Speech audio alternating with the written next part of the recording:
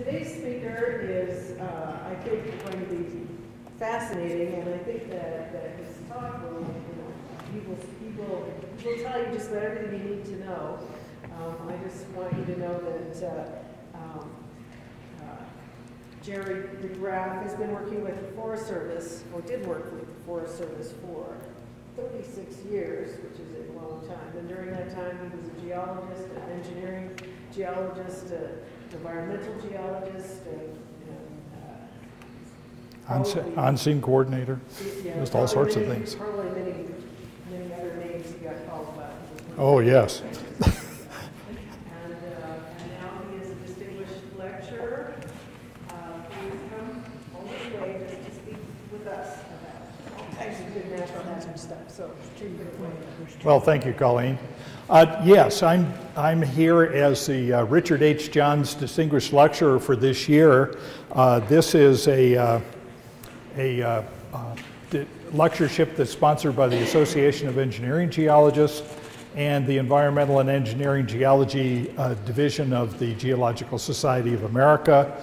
I'm 2016 version for this particular time, and it's in honor of Dr. Richard Jahns, who was an engineering geologist of note, and I've looked over his background, and the thing that I see that makes him especially notable is he seems to have done everything we wish we could do in our career. He's the kind of guy who did really good stuff when he was with the USGS that people are still consulting about pegmatites in San Diego County, and in the process earned a PhD at the same time, and so he went off to teach at Caltech and Penn State and was notable there, and so he ended up being made a dean at Stanford, and the whole time he's also consulting on the side and doing all sorts of neat things like this and stuff. So a lot of those students who went on to do also pretty nifty things, when he passed away decided they wanted to honor him, and the best way to do it would be to let people know about engineering geology and some of the options that are available in our career by talking about different things that are happening.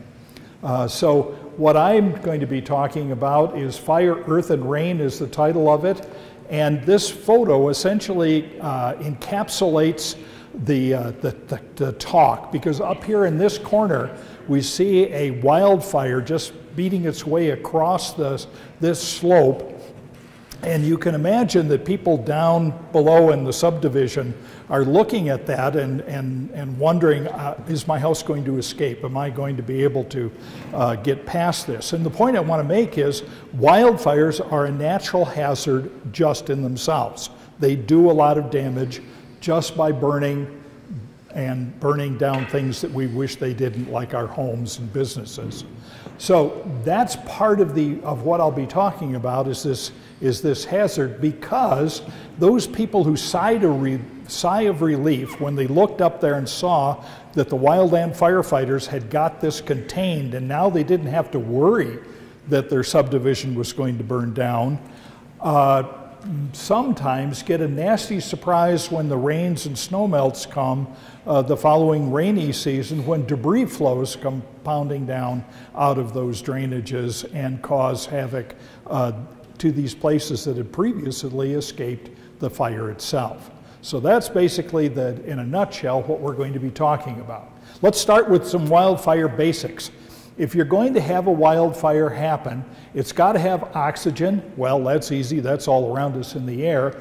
You've got to have fuel, and heaven knows, out there underneath the brush and in the forest, we've got plenty of fuel, things falling down, needles, dry limbs, all that sort of stuff accumulating. So there's plenty of fuel. So all you really need is some sort of a heat source.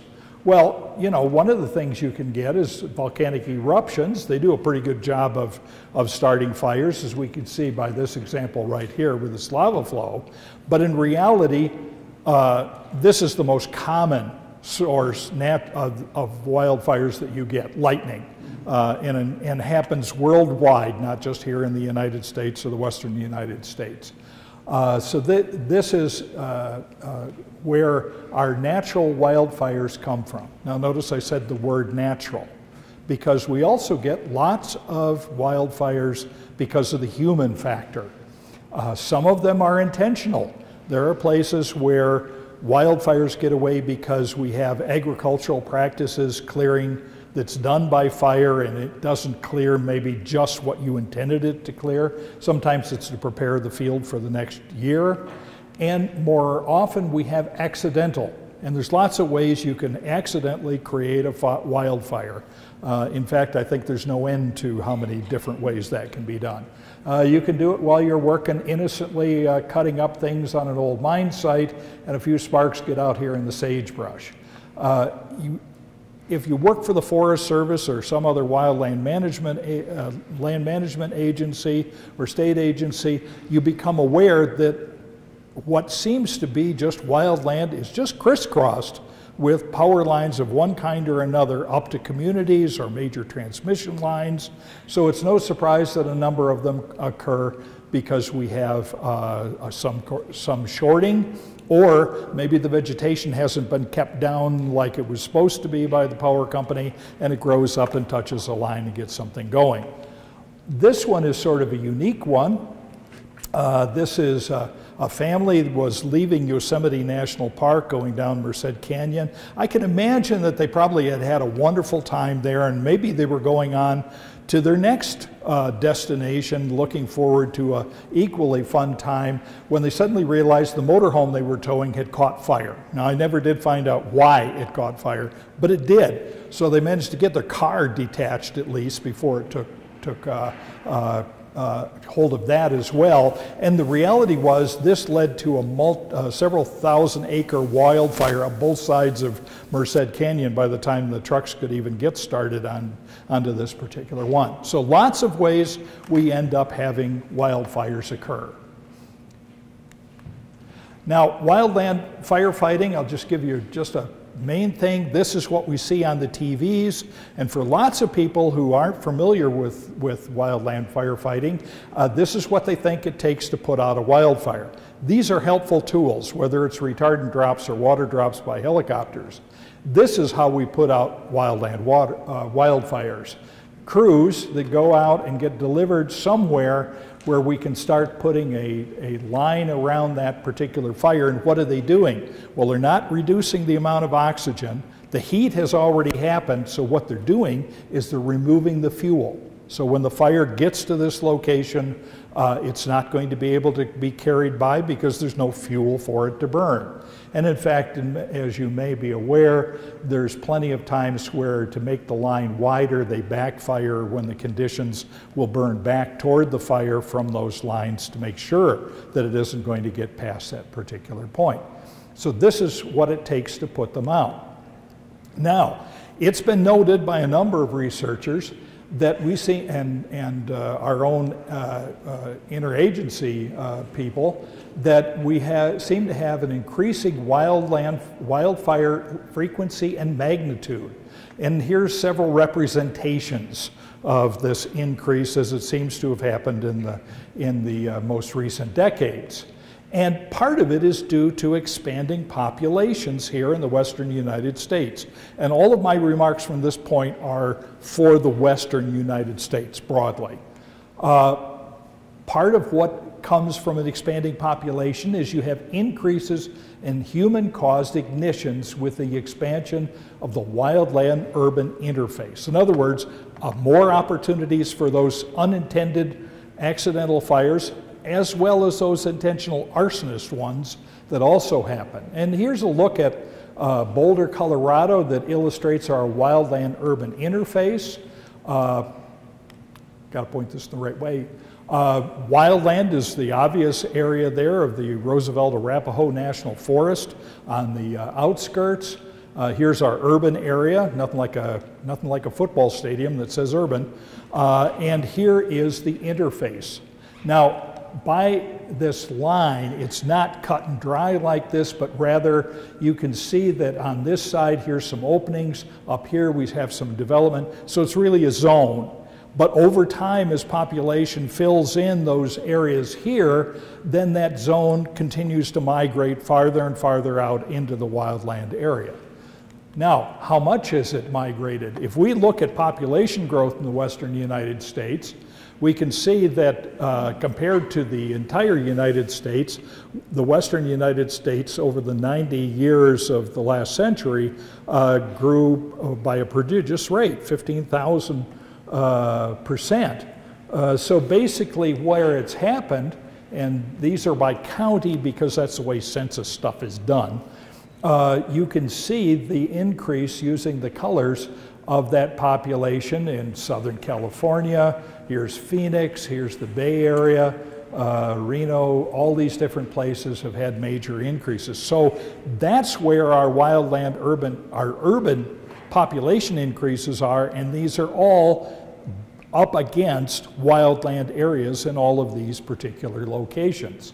So this is where our problem is coming from, and frankly, it's a growing wildland-urban interface. We haven't reached the peak of this situation by any means. Now there's another way that that expanding population affects our wildfire situation and can influence the frequency and magnitude, and that is putting a limitation on firefighting techniques. Here's an example of a fire line being put in by bulldozers. Most of the time we have to do it by hand, but once in a while it's 30% or less, so you can use a bulldozer. And they're putting that in on the top of a ridge, probably in connection with existing roads, another line that's being put in somewhere else. And when before we had as much population in some of the areas that we do now, you would be able to just, as soon as you knew you had a fire started, you just would look out and see the nearest ridges and quickly encompass that fire before it grew too large. The problem with the expansion of population is now there's a subdivision plunk in the middle of that wilder area, and having the fire burn over the subdivision while you set up your line on the other side is not going to be a feasible approach to keeping that fire smaller. The other part, besides the fact that you have to encompass a bigger area right off the bat to try and stop these fires, and because of population in growth like this, is also the fact that efforts to reduce the tendency, the amount of fuel available for the fire, things that would put a defense around those areas by controlled burns that you would do outside the fire season, are in many cases opposed by people because they're afraid it will risk their home, that it might escape and go beyond the limits of what the proposed controlled burn is supposed to do, even though they've already put in their lines and they've got trucks all stationed and wildland firefighters in place. And that's legitimate. It has happened. That's what happened with Los Alamos. Okay, you were there at the time. So, you know, it is a real risk, yet if we don't do more of that, we definitely still have this risk existing at the next fire season. So these are all ways the expanding population tends to lead to having more and or larger wildfires in the western United States. There's also a climatic component to this as well. And this is represented, and one of the best write-ups, early write-ups on this was from Westerling in 2006, just looking at data for things like fire starts, end of fire season, temperatures, water flows in streams, snow melt persistence. It seems like basically we're getting higher temperatures. Our snow melt is melting off or not being as deep as we would typically have it. There's a trend there going on of some kind.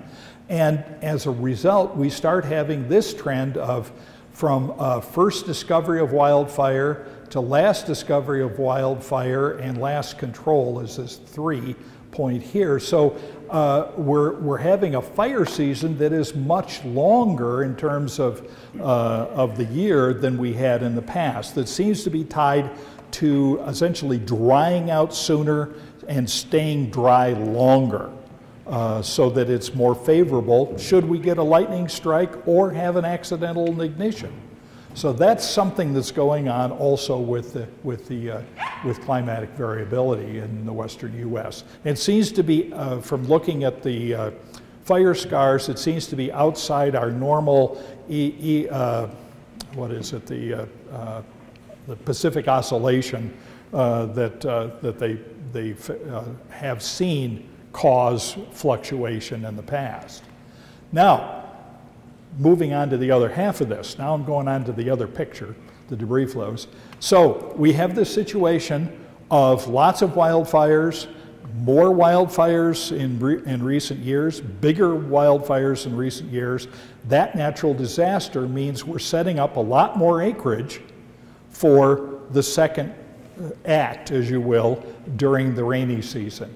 Now, this is to show what everybody in this room, I'm sure, already knows. An awful lot of the western United States is managed as federal land managed by any of these different entities that we see right here. If there's a wildfire on any of these lands, they mobilize the wildland firefighters, but they also, toward the end of the fire, mobilize a burned area emergency response team. This is whether it's Department of Interior or Department of Agriculture.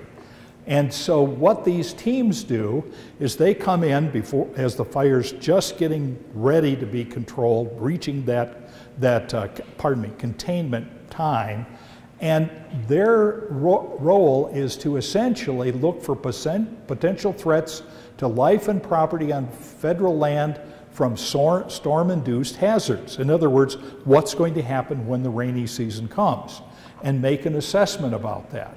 They do also identify when land adjacent to the federal land is going to be threatened, but they can't take an action to it outside of the federal land, but they make sure that anyone who has responsibility on those lands knows what the situation is that's been identified. And the initial, this is not widely known, the initial burned area emergency report identifying these emergency conditions has to be turned in, the initial one, within 10 days of fire containment. So it's a rapid assessment of where are the threats, what is the nature of them, what could we possibly do about them, how much will it cost? Because this is to release funding to be available for taking care of this problem to the extent that we can. So we have this need for a rapid assessment. And what are we as geologists concerned about? Well, we're concerned about geohydrologic hazards, debris flows, rockfall, flash flood. Now, I've been on 36 BEAR teams in my career, most of them as a geologist, sometimes as the actual team leader. The one thing that we all know is when it comes to flash floods, our compatriots, the hydrologists, show up with these laptop computers that have these whiz-bang models on them, and they can do all the prediction we need to know about how much more water is going to come down those channels, which is what the engineers want to know because they've got roads crossing those channels and they don't like to have their road get washed away, bridge problems, people located close to channels, all of that sort of stuff. So generally, the geologist's attitude is, we'll let the hydrologists take care of the flash floods. And we do. So we focus on debris flows and rockfall. Let me start with the rockfall. Now this is going to be a little tricky to make sure this works for you.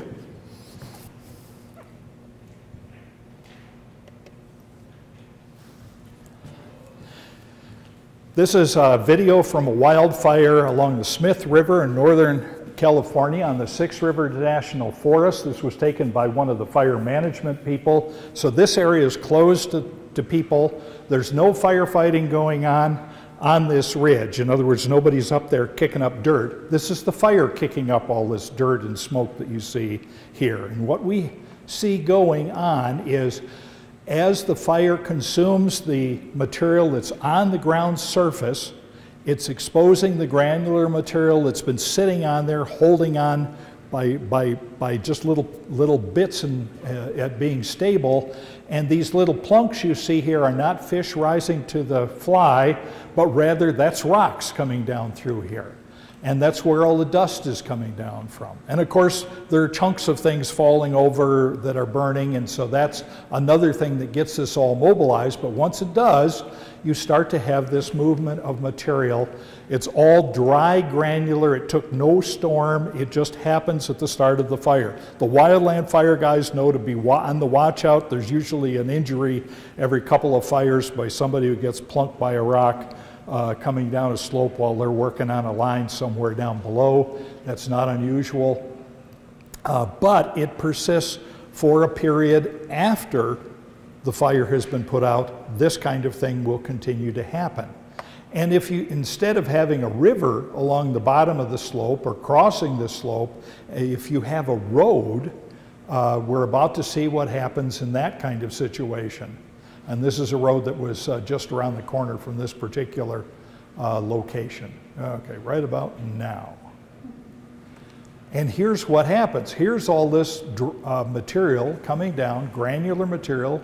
You can see it's like being poured out of a truck, but this is just focused because there's a little dry drainage there that's bringing it down. And of course, pretty soon you end up with a whole debris cone of that material blocking up part of that particular road. This phenomenon was first recognized in Southern California and is referred to as dry ravel. That's a term that was applied to it. You can look high and low for a real, scientific definition of that, but essentially granular material of all sizes, which due to the loss of supporting vegetation by the fire, then suddenly starts to move down slope and accumulate at some point down below. It might be the base of the slope. I've seen lots of it in sort of side come in and fill up little drainages or roads or anywhere else. Now, more recently, 2006, we had the station fire outside of Los Angeles on the San Gabriel Mountains, and Caltech took that as a sign that this was a natural laboratory they should rush out and make good use out of. So Dr. Lamb and his students have been out here studying to see if they can quantify how much of this activity occurs, how much volume of material is starting to move down these slopes, and they've been able to actually come up with volumes that are held back by vegetation as innocuous as this yucca right here.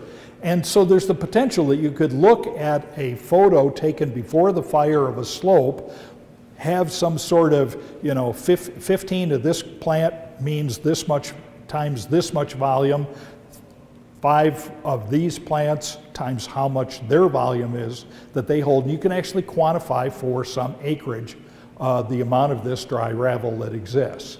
Now, where I'm interested in it as a burned area emergency response team member is I'm concerned not so much with the finer stuff. Yeah, sure, it's a big deal when it makes a little cone, but that doesn't happen everywhere on these roads. I'm more interested in bigger chunks.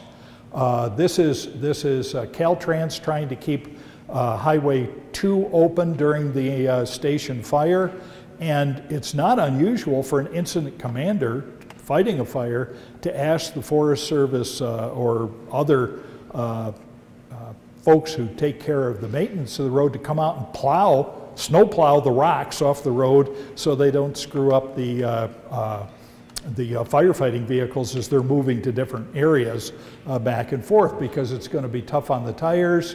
You could have the driver have some loss of control, and these debris cones will block passage. Now, obviously, if you have bigger rocks coming down here, you might actually get somebody injured, cause an accident, might impact a road surface. Here's my hard hat for scale here next to that rock after a fire down in the southern Sierras. Now, obviously, if those kinds of rocks are moving, even smaller ones, you can have a problem too. And here's an example. In 2012 from the Trinity Ridge fire up around Dutch Creek, a friend of mine and a colleague were out assessing the damage that had been done by the fire to the work center when they started to hear this big thumping and bumping, and down this slope, right down this path, this rock is bounding. And when it hit right here, half of it bounded up and flew and rolled over down into this area. This is the other half of it here. they were just minutes from driving down this road on their way out to do their next project work.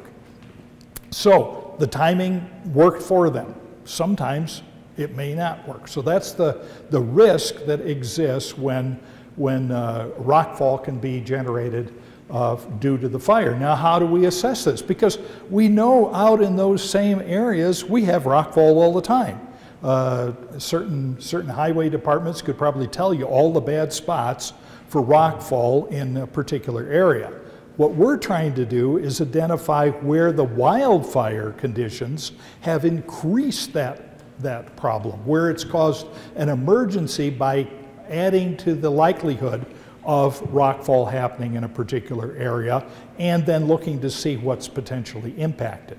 So the way I addressed this was to start looking at some roads before they were reopened where I knew we had rocks coming down, measure the maximum diameter. I figured that was as good a measure as any to do that, looking at how soon after the fire had moved through there this was present, what kind of bedrock we were doing, kept track of when I was doing it. I also looked at the slopes for how the soil burn severity was. Now, soil burn severity is a particular factor we use in burned area emergency response. What it is we use satellite imagery to first produce a map that shows the difference in vegetative reflectance.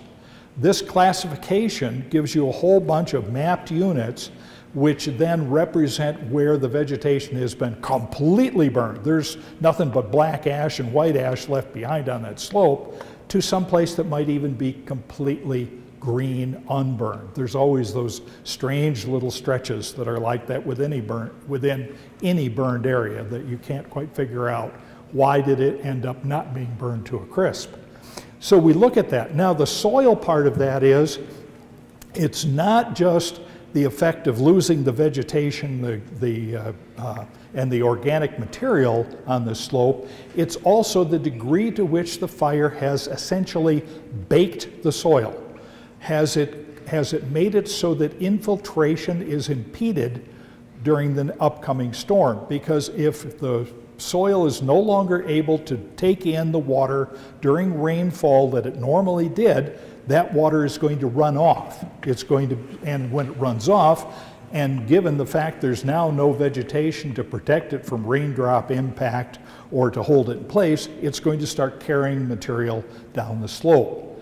And that's going to accentuate even that dry ravel activity that's been going on during a storm. So basically I looked at that and found, in addition to it being associated with moderate or high to moderate soil burn severity, it also was on slopes that were at least 39% slope or steeper. Okay, well, what do you do with that? That's good data, but you know, while it's satisfying from a research standpoint, you need to be able, from an engineering geology standpoint, to put it to use, which we did on the 2013 Rim Fire, which you may have recall was outside Yosemite National Park and is like the third largest wildfire in California history, or at least since 1930s when we started keeping track of that stuff.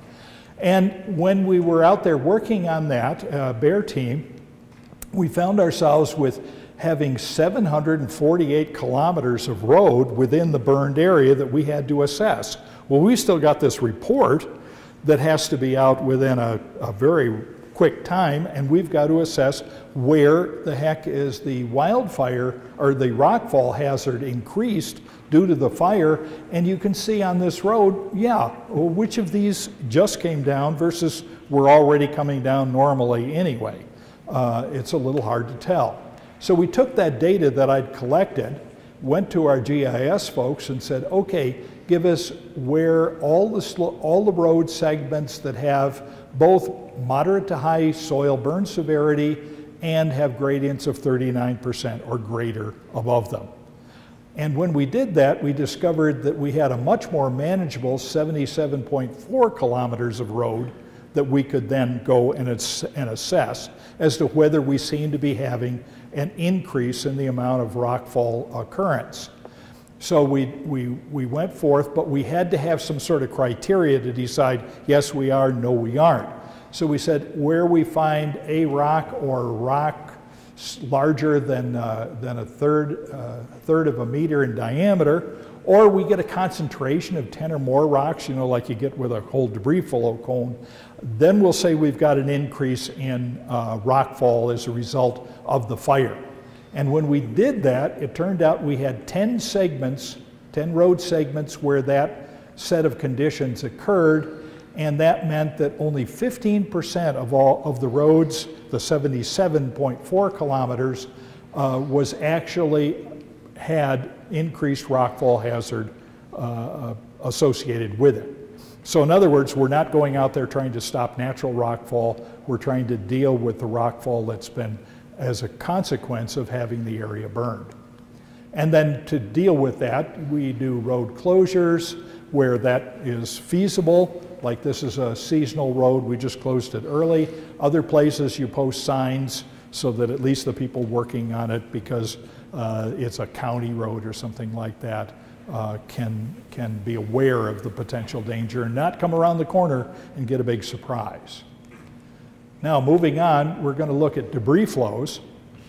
And here's two examples. This one here in Utah shows that a debris flow off a burned area can just bring down a whole lot of mud and create a whole lot of work for folks and damage to their homes and messing up their trucks and all sorts of things like this. And that's as good a reason as any to try and prevent debris flows from happening or at least impacting people downslope from a fire.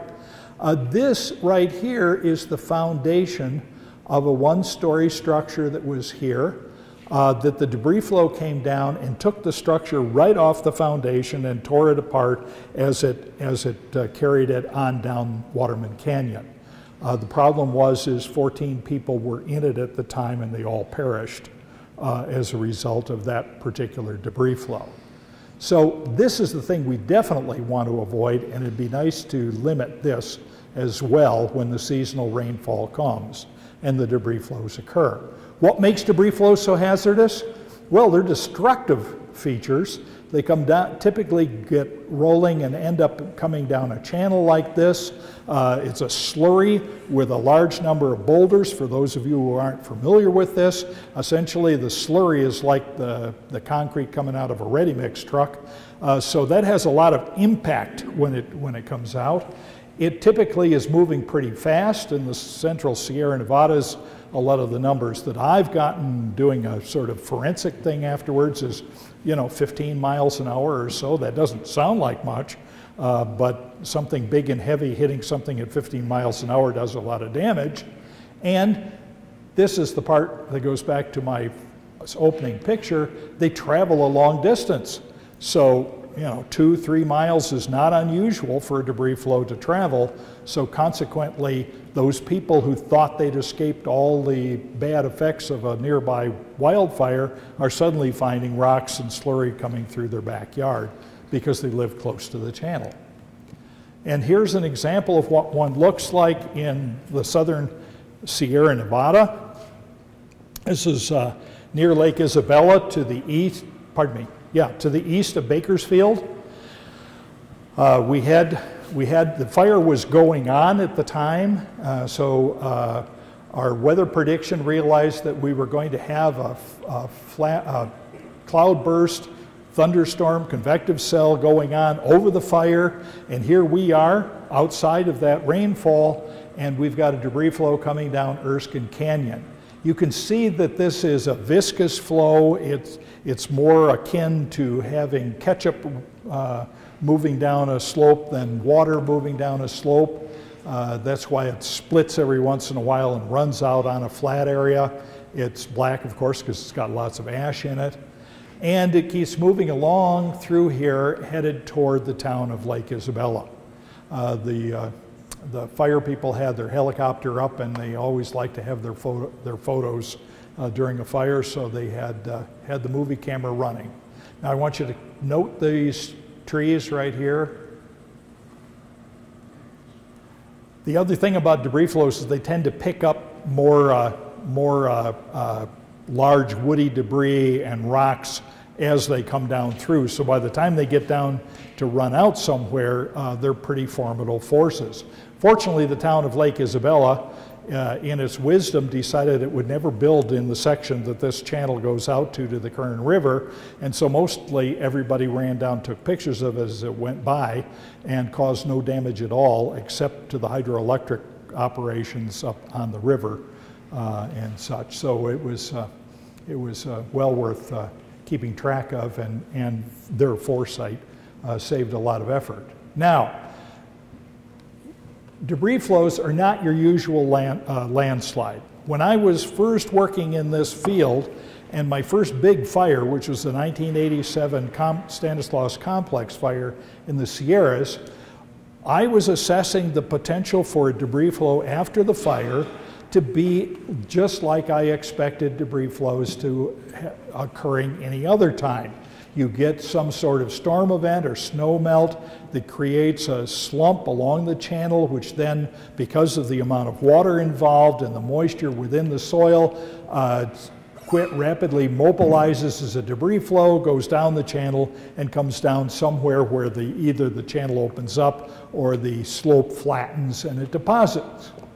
So my approach in the fire was to look for areas where the slopes had been heavily burned, and to look for scars of past infiltration-based slides that had initiated debris flows in those drainages. Then I would look down channel to see, was there something at risk should that happen in the upcoming rainy season?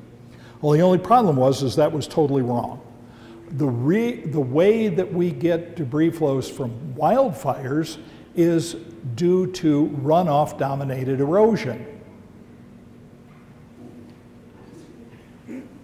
Bring it back.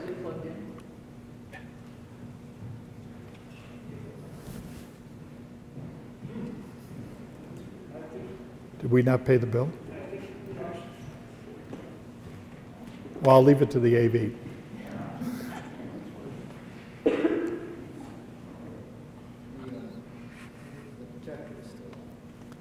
Projector's still on, so it can't be everything.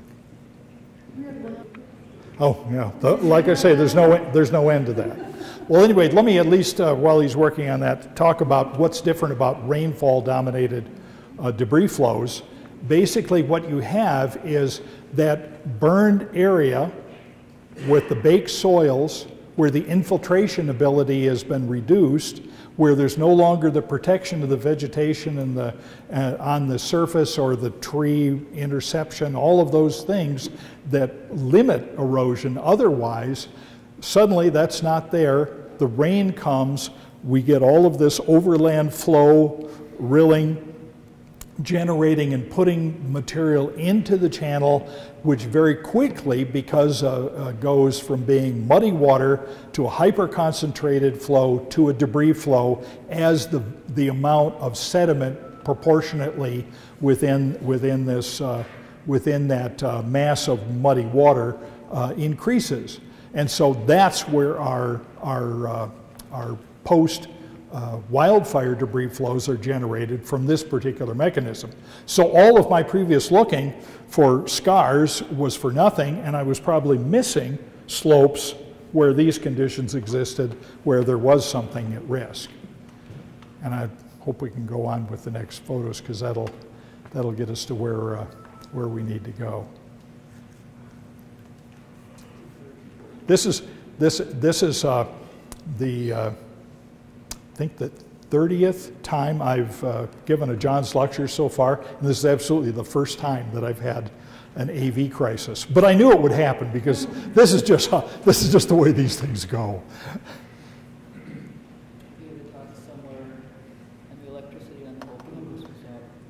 Oh, that would be at least you'd feel part of a major disaster. It wasn't PowerPoint, it was transparency. Oh. So I could pass them around. Oh, I thought you would move to a window.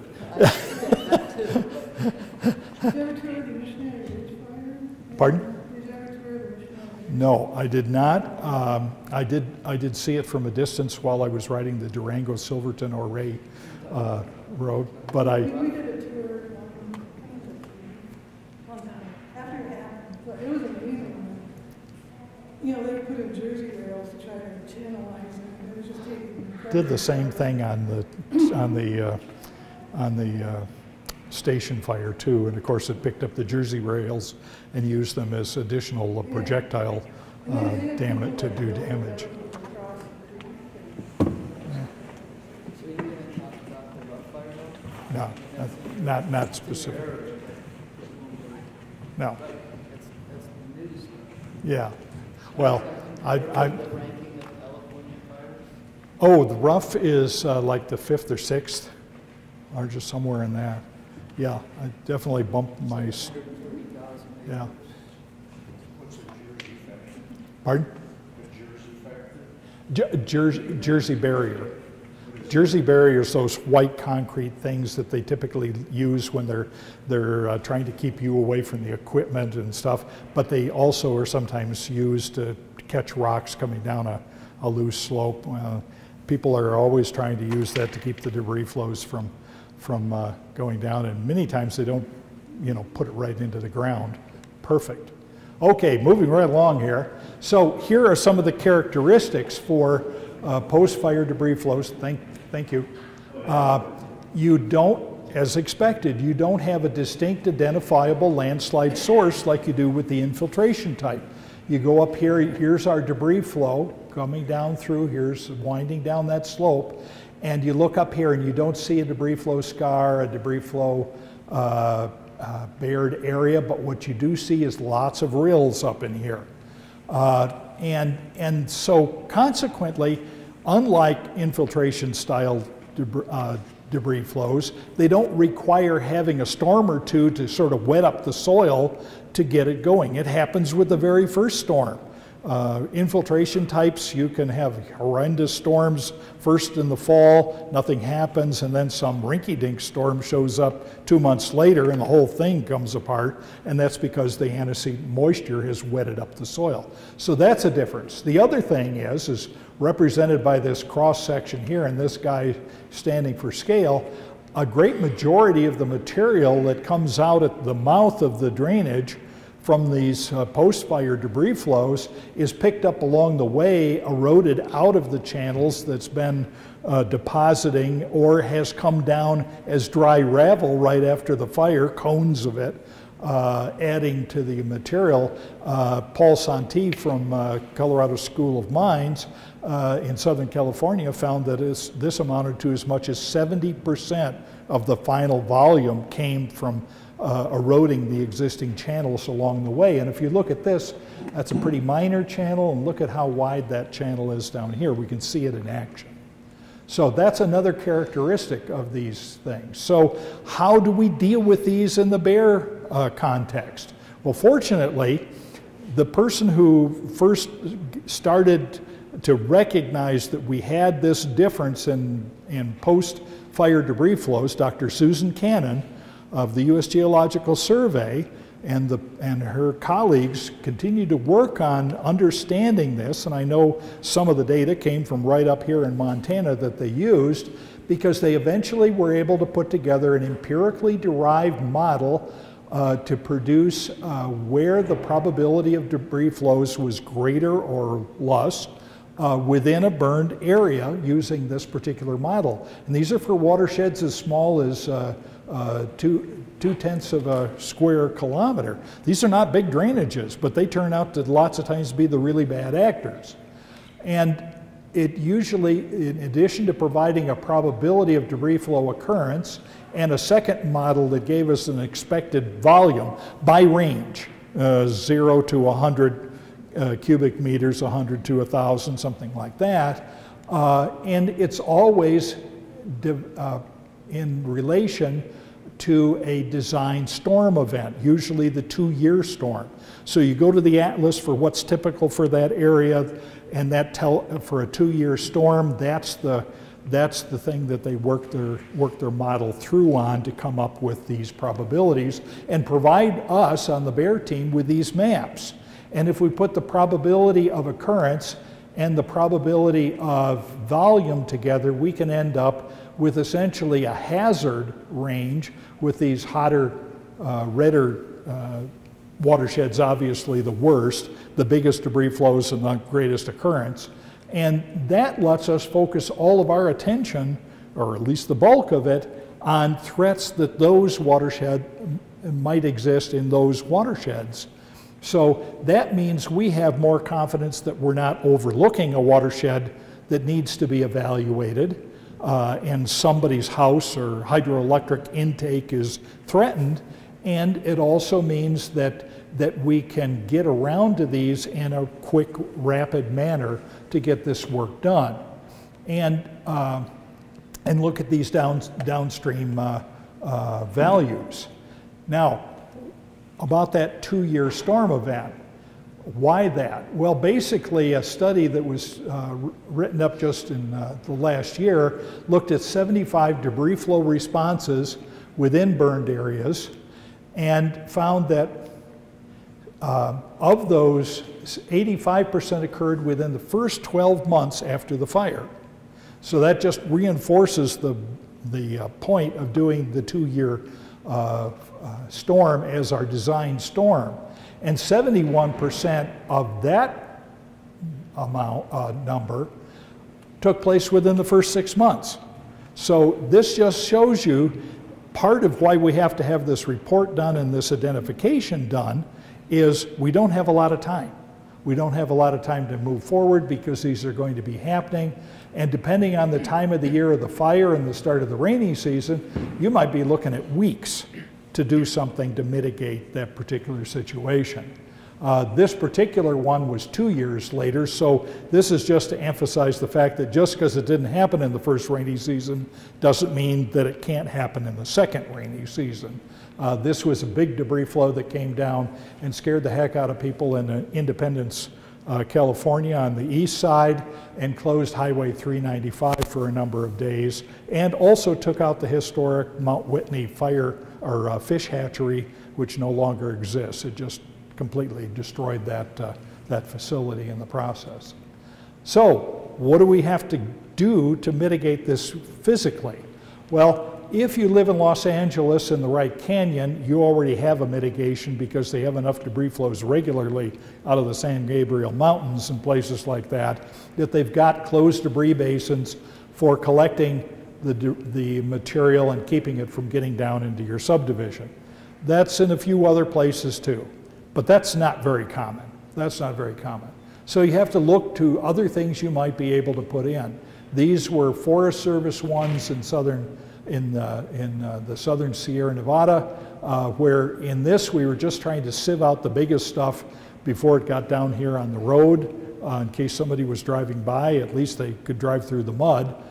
This is a closed debris basin that was put in the small community of El Portal, and it did indeed catch one at 11 o'clock at night and keep it from going through the bedroom of the house that's right behind me where I'm taking this picture.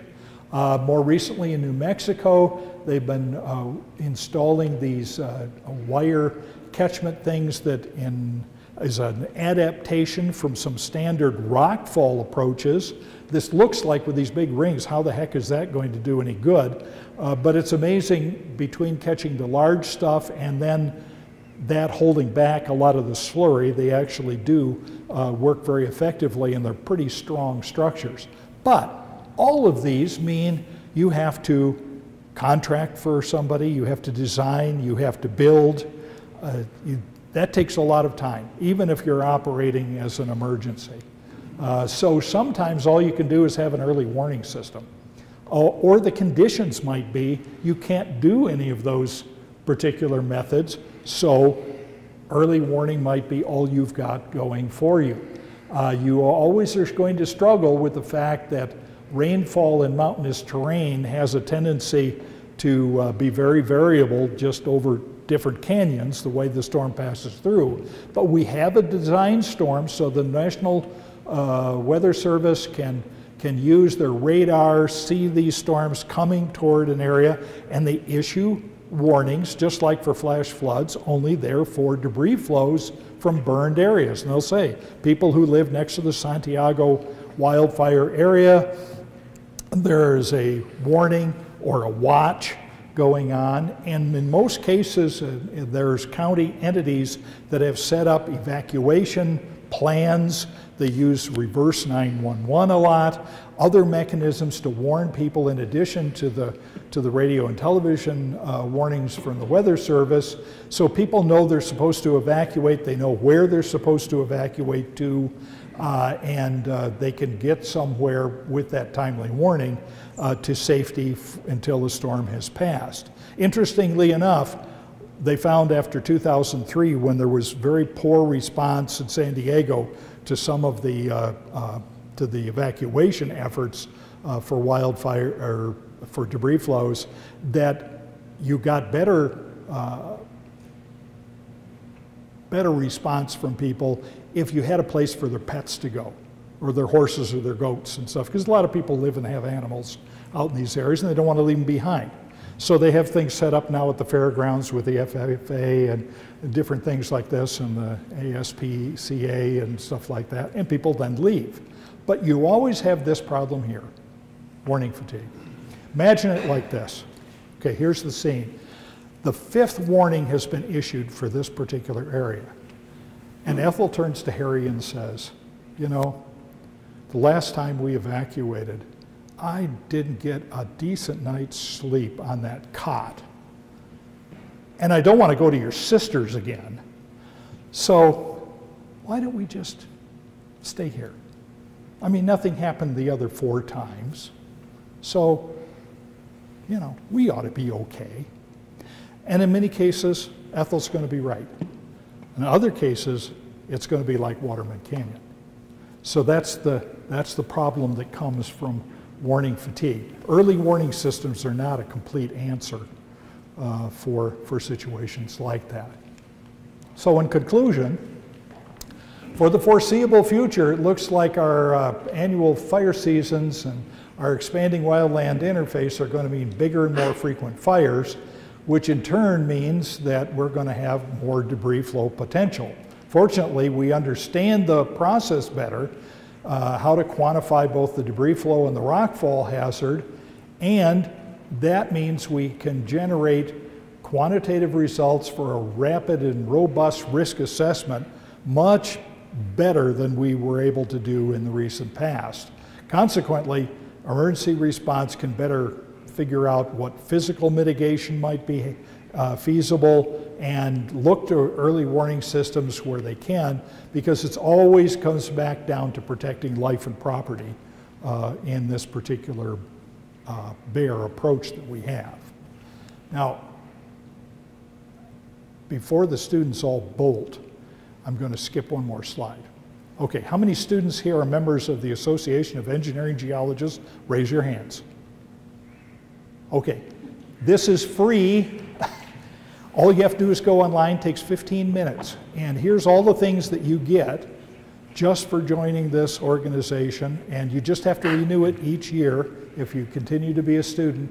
This journal alone, you get access to this, and you can download PDFs of useful papers to your heart's content for projects well beyond engineering geology, might have to do with hydrology and other things. So this is a really valuable resource for you to take advantage of. So I recommend that you look into that. Like I say, it's online, takes no time, and this is all online. So you can download right from your personal website for getting those articles. Okay, thank you. Any questions?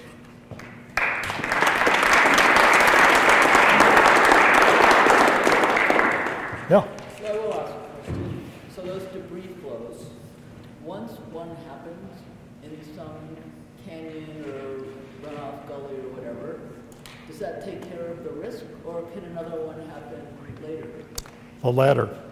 Some instrumented, the USGS, like Caltech, saw an opportunity when the station fire burned the San Gabriel Mountains and put in quite a number of instrumented, monitored sites.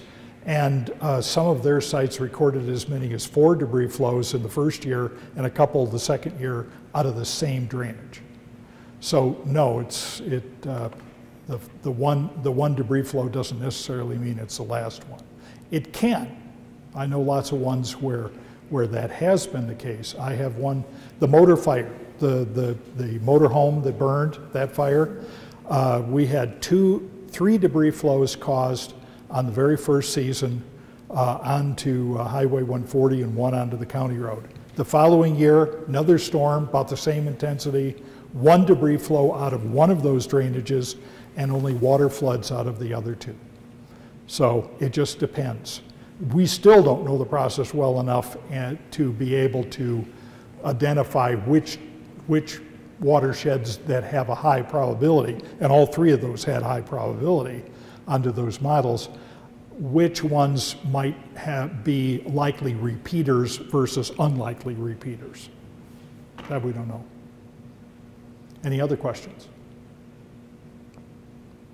Yeah. I actually have a question related to what you were just talking to the students about. So one of the things that we do here is we educate geological engineering in class, not engineering geologists. And I'm a geological engineer, so they hear my perspective on the difference between geological engineering and engineering geology. But I'm sure they would love to hear your perspective as an engineering geologist aspect of an engineering geology organization. So do you make a distinction? Or The only distinction I would make is that a geological engineer, and I've worked with both engineering and fellow engineering geologists and geological engineers in the Forest Service. The only significant difference I've seen is a geological engineer tends to have a deeper engineering fundamentals background, and in many cases can more readily know how to communicate with engineers and in a way that the information that the geological engineer is providing is more apparent to the engineer as to how to go about modifying their design to be more effective in light of that information. So that's my understanding from the experience I've had is that.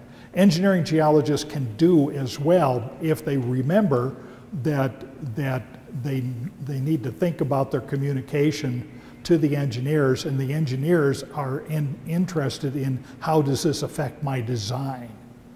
And so you have to, it's a good thing if we're talking about a mitigation method, if you understand what are the important parameters the engineer is going to be looking at in the design. For example, on a Gabion structure for a closed debris basin, they're going to be interested in impact pressure because they don't want it overturning when it gets, when the debris flow comes in behind. If you understand that, then you can look at how you might be able to represent what you know about the potential for the debris flow in terms of the potential for force coming in that they're going to have to compensate for in how they design their structure. Another one is how much of the material you expect to come down there is that basin going to hold. And if it's only going to, within luck, hold 3/4 of it, what are we going to do in the design to take care of the part that's going over the overflow channel and going beyond? So if you understand that's what the engineer needs to know, then you know what to tell them and what kind of data to gather to pass that on. Does that make sense? Yeah, absolutely great. Thank you very much. You bet. Appreciate your perspective on it. I suspect. I suspect. And we didn't even talk ahead of time either. We need some questions from students. Yeah. What is it about bird soil that doesn't allow water to infiltrate? Well, there's a couple of things. There's one that we know real well, and that's basically it's termed hydrophobicity. And what happens is as vegetation gets burned, you know how it is with a fireplace. You have to worry about getting a chimney fire because even though you might have a nice hot fire, nice dry wood, there's always a certain amount of incomplete combustion, and those gases go up, and when they're in contact with cooler material like the bricks inside the chimney, they essentially solidify into the sort of a waxy kind of material. If you're out in the wildland, that same burning, those gases go up in the air. We don't see them anymore. But at the same time, they go down into the soil, because soil, and particularly during a fire season, dry soil is made up of lots of particles and lots of airspace. And so that gas is driven down, or incomplete combustion gas is driven down into the air within the soil to a depth of maybe 6 centimeters, 2 centimeters. It just varies depending upon how hot the fire was and the nature of the soil, how granular or fine, how much fine silt sand portion is in that soil. And when it gets down there, essentially it makes a grease layer at some level. And that's the hydrophobic layer. So the water comes down during a rainfall, subsequently comes through the first part, permeable part, hits that hydrophobic layer, and that's as far as it's going to go down as far as percolation. That means the upper part quickly saturates and then begins to flow lateral, or if there's a slope, you'll start to get the lateral flow and the runoff of water that wants to infiltrate but now has no place to go. So that's one. The second one is Dr. John Moody of the U.S. Geological Survey in Golden, took advantage of the fact that a wildfire darn near burned down his house to set out some plots around his house, because they couldn't tell him he couldn't go back into the fire area because it was his house. So he couldn't be kept out. So he went up and put some plots in, and he and another guy essentially were able to quantify that, at least in that case, the soil was essentially, he termed, hyper-dried. Now, I won't even begin to tell you what hyper-dried exactly means, because I honestly don't understand. You have to read Ebel and Moody 2 years ago, that came out in publication. But as I read the results, what it essentially means is the normal infiltration ability of a soil is just disrupted, not by a hydrophobic thing, but by being so dry that it just messes up the physics, is the best way I can explain it. And in both cases, the first few storms essentially restore the soil. The hydrophobic layer begins to break down after the first few rainfalls, and the hyper-dry seems to only last for about 1 or 2 rainfalls. So the normal infiltration ability of the soil, whatever it was, comes back. It isn't like it's a permanent thing. But you have this brief period after the fire of some weeks, months, couple of years, where this leads to an increased debris flow hazard. So I suggest, that reminds me, for anybody who's interested, if you go to that website back at Fresno State, and you go to the faculty directory and find my smiling face, you'll find a link that will take you to one page of a whole bunch of references that either were part of the material that you saw in this particular presentation, or are additional publications on that topic that might be useful. And in fact, that paper by Abel and Moody is in that thing. So then you can download it through the library and get your own copy and look it over. Okay? Yeah. Have the models that you use, do you have enough confidence in them yet to be able to predict farther into the future as to where debris slides might originate? Because it all seems to be, you wouldn't be having anything to do if it wasn't for the human factor. I mean, if the roads weren't there and the homes weren't there, Yeah. That would minimize all your great work. So are the models efficient enough now that you can predict farther out and say we don't want to develop this area? Nobody. Well, here's the situation. these are empirical models, which means they're based on the experience of where we've had a fire and then we've had debris flows. And we put the USGS, and the USGS runs these models for the Forest Service. So every time, like the Rockfire or somebody like that, we get on the horn, we call Dennis Staley, who has taken over for Sue Cannon for doing this. We say, we need the model, and we ship him the burned area emergency, the soil burn severity map. Now, that's what makes it impossible to use their model at this point for predicting into the future, because we don't know how the fire might burn the landscape, how the variability and soil burn severity might be.